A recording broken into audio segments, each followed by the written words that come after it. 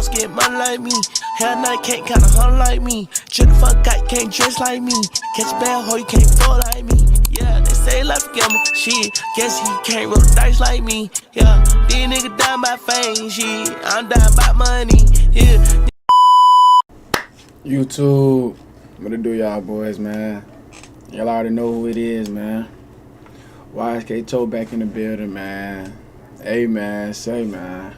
As I can see who back on the screen, we got another Carmelo Anthony podcast reaction with Katt Williams. And not gonna lie, the last Katt Williams video I watched, that nigga still got it. That nigga funny as hell. Like, he be...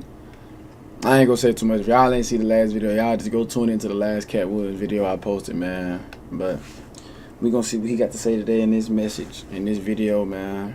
Y'all already know what I'm gonna ask y'all to do. Y'all hit that subscribe button if y'all new.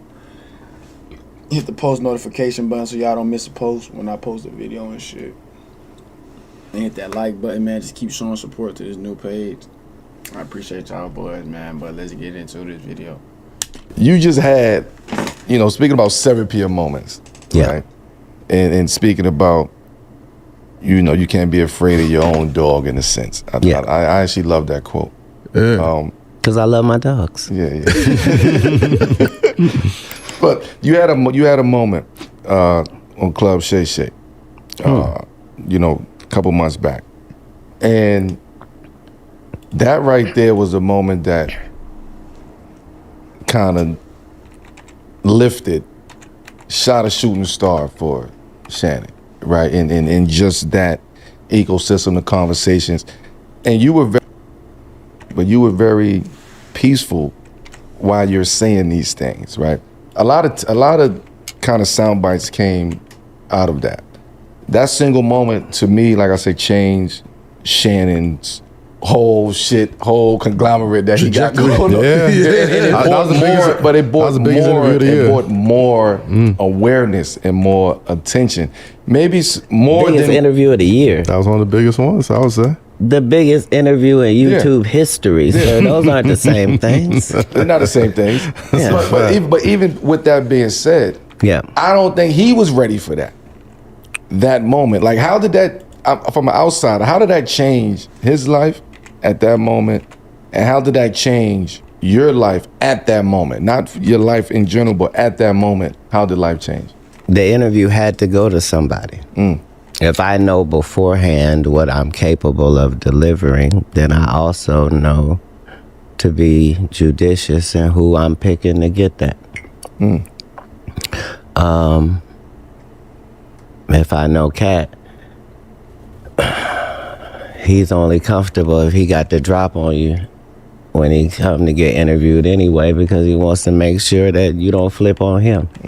But all Shannon was gonna get was a blessing, and that was all I was there to make sure that happened. You ain't got to drop on anybody here, do you? I was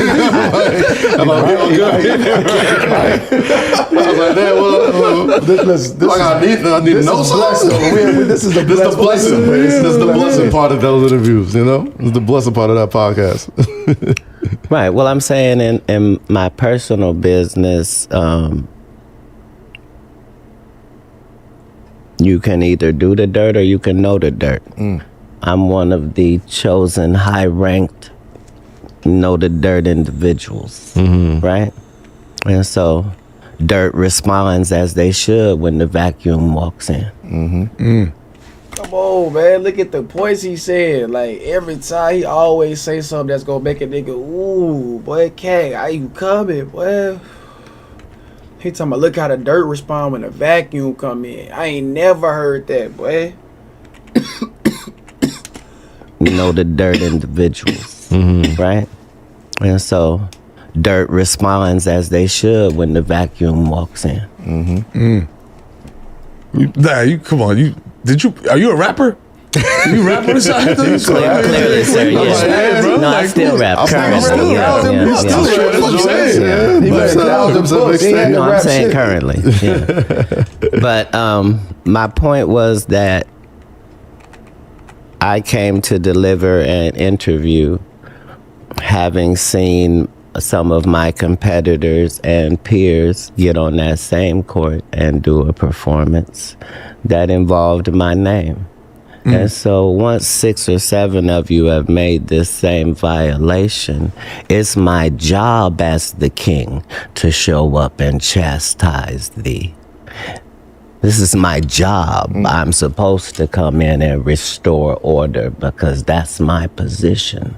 The fact that it's ignored by the clowns because they all in the same frat, comedically, like, that's all well and good. I don't care nothing about none of that. But the job still needs to be done.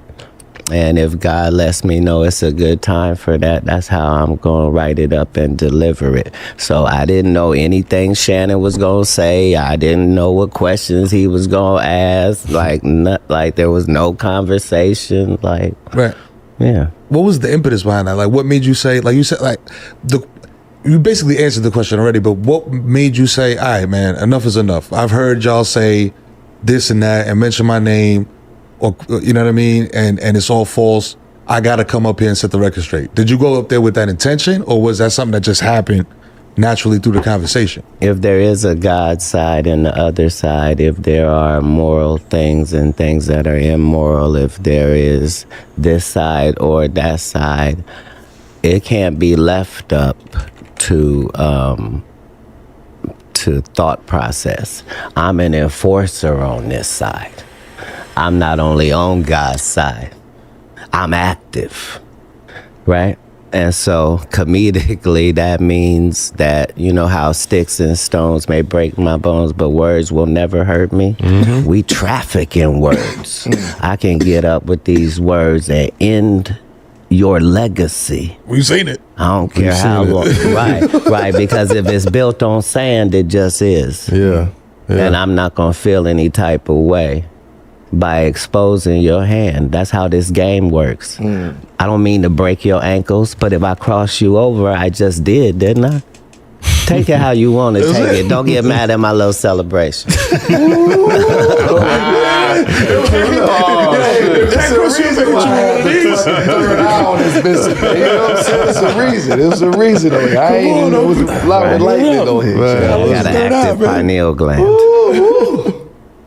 That eye's powerful. Let me tell you something, man. Like, the fallout from that interview, it almost felt like prophecy for a lot of people. Like, it was my first time hearing those things. Yeah. And I didn't do no... Not gonna lie, that interview he did with Shay Shay was an interview for the, like I said in my last interview, I used to watch the interview so many times. I watched that shit by like, I don't even know how many times I watched that motherfucking shit, bro. I watched that shit so many times, bro. But like, it's just cause every time I watched it, I heard something new about it. Like, in that motherfucker, that nigga Katt was spitting some shit in that interview, man.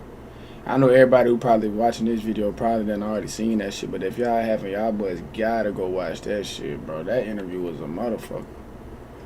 But hey, yeah though, bro. That nigga Katt was spitting that interview. I gotta get it to him.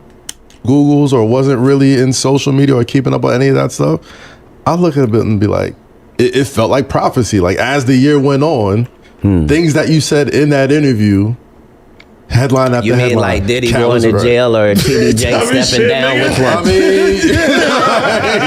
it was all there. It was all there. And then, like, every time you see, like, hashtag Katt was right. Katt's right. They have the clip. I'm only trying to tell the truth. How many of those you get a day, though? Katt was right. I don't look at it like that. I don't own the information. I'm very firm that I'm on God's side. So consequently, it's never a problem trying to be humble. I'm always humble. Like, I know I ain't shit. I know why I'm special. Yeah. You see what I'm saying? I connect to that source every day. Me and God are in a conversation about this adventure that I'm on and how this can go, and him giving me these opportunities, like with this Shannon thing, to speak globally and to show the fact that my words and your words are not the same. I can say some things articulately for a long period of time, and still be saying something. And at the end of the day, little boy, nobody's checking for you because you're not liable to say nothing. Right. You're either not allowed to say nothing because of the relationships you have in business, or you're not man enough to do it, or your friends is bitch ass niggas, so you feel allegiance to, but for whatever those reasons are, neutrality is what you don't get to have. Pick a side. Right? And so when I'm talking about these Illuminati conversations, that's just to get those things out there in real conversation. I didn't invent these things, and I'm not the reason they exist. But my job as a public official is to find out what the truth is about things and reveal that to us that care about that sort of thing. Why is it that there's not as many people like you that will come out and say, yo, listen, I don't give a fuck. This is what it is. You know what I'm saying? Because they'll kill you.